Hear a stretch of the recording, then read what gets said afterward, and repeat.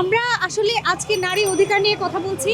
দেখেন, আমাদের মূল থিমটা হচ্ছে ইডেন হচ্ছে নারী বান্ধব একটা শিক্ষা প্রতিষ্ঠান। এখানে যদি ছেলে প্রবেশ করানো হয় তাহলে আপনি কি নিশ্চয়তা দিতে পারবেন আমার যে বোনটি পড়াশোনা করছে সে নির্দ্বিধায় যে তার সহশিক্ষা কার্যক্রমগুলো চালিয়ে নিয়ে যাচ্ছে, এখন এখানে যদি আপনি ছেলে প্রবেশ করেন তাহলে সে হয়তো নির্দ্বিধায় চলাফেরা করতে পারবে না, তার হচ্ছে শিক্ষার যে মানে কাজগুলা সেগুলো বাধাগ্রস্ত হবে। তো বিশ্ববিদ্যালয় হোক বা না হোক, কেন্দ্রীয় বিশ্ববিদ্যালয়ের অধিভুক্ত হোক বা না হোক, বা করুক বা না করুক, এটা নিয়ে আমাদের কোনো কথা নাই। আমাদের দাবি হচ্ছে আমাদের ইডেনকে যে মেয়ে বান্ধব পরিবেশ এটা রাখতে হবে। এখানে কোনো ছেলে প্রবেশ করানো দেওয়া যাবে না। যদি ছেলে দেওয়া হয় তাহলে দেখেন সিট সংখ্যা কমে যাবে, এবং যেসব শিক্ষার্থীরা প্রতি বছর 25 থেকে 30 হাজার শিক্ষার্থী হচ্ছে স্নাতক ও স্নাতকোত্তর কমপ্লিট করে এখান থেকে বের হচ্ছে, প্রত্যন্ত অঞ্চল থেকে এসে তারা সুশিক্ষায় শিক্ষিত হয়ে সমাজে অগ্রণী ভূমিকা পালন করছে। যদি এই সিট সংখ্যা কমিয়ে দেওয়া হয় তাহলে আমরা নারীরা সমাজের অবদান রাখতে পারবো না, পিছিয়ে পড়বো। যতদিন পর্যন্ত বাংলাদেশে নারীদের উচ্চশিক্ষার জন্য ইডেন মহিলা কলেজের অনুরূপ শিক্ষার্থী ধারণ ক্ষমতা ও সুযোগ সুবিধা সম্পন্ন প্রতিষ্ঠান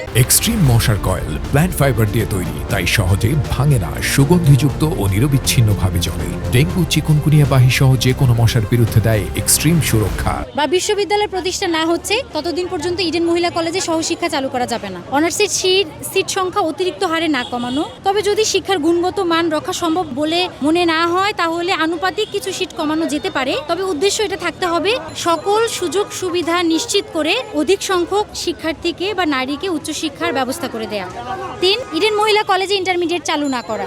শৃঙ্খলা ও নিরাপত্তা ইডেন মহিলা কলেজ অন্যান্য কলেজগুলোর থেকে এগিয়ে। এর অন্যতম কারণ হচ্ছে এখানে শুধু অনার্স চালু আছে এবং যে শিক্ষার্থীরা পড়াশোনা করছে তারা সমমনা এবং সমবয়সী। কিন্তু ইন্টারমিডিয়েট চালু হলে প্রতিষ্ঠানের শিক্ষার্থীদের মাঝে যে বয়স ও প্রজন্মের পার্থক্য তৈরি হবে, এতে বোঝাপড়ায় সমস্যা হবে এবং সর্বোপরি শৃঙ্খলা ব্যাহত হবে এবং পড়ালেখার সুষ্ঠু পরিবেশে ব্যাঘাত ঘটবে। সর্বোপরি ইডেন মহিলা কলেজ বাংলাদেশের সর্ববৃহৎ একটি শিক্ষা প্রতিষ্ঠান। পৃথিবীর অনেক দেশে নারীদের জন্য আলাদা বিশ্ববিদ্যালয় থাকলেও বাংলাদেশে আমরা সেটা দেখছি না। 8.5 কোটি নারীর একটি প্রতিষ্ঠান যেখানে একটা মহিলা বিশ্ববিদ্যালয়ও নেই। ফলে বাংলাদেশের সামাজিক ও সাংস্কৃতিক প্রেক্ষাপটে ইডেন মহিলা কলেজ শিক্ষাক্ষেত্রে নারীদের জন্য সবচেয়ে বড় ফ্যাসিলিটি। এই কলেজকে নিয়ে এমন কোনো সিদ্ধান্ত গ্রহণ করা যাবে না যাতে নারীদের উচ্চশিক্ষার পথ সংকুচিত হয় এবং নারীর উন্নয়ন বাধাগ্রস্ত হয়। ধন্যবাদ।